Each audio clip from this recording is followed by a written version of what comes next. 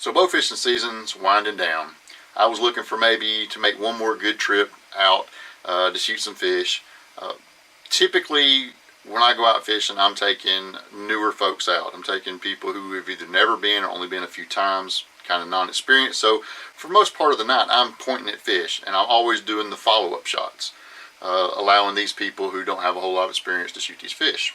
So I was kind of wanting to go on a trip where I was going with somebody who is a pretty good shooter, and that way I don't have to worry about them, and I can get some fish in the boat of my own. So I got everything lined up for my boat, started calling around, see if I could find somebody to go, and I ended up getting a message from a buddy of mine.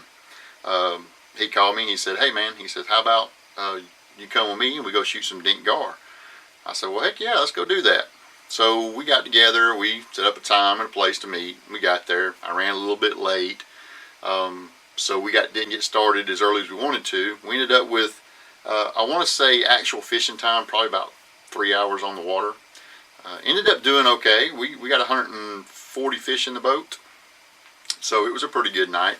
We was fishing off of his boat. It's a smaller boat with a mud motor on it, so we were able to plow through all these lily pads and hydrilla that we have in these lakes down here this time of year. Most all the fish we shot were like what we were shooting, what we were looking for was dink gar. We actually ended up getting a couple buffaloes and a couple catfish, but for the most part it's all buffaloes.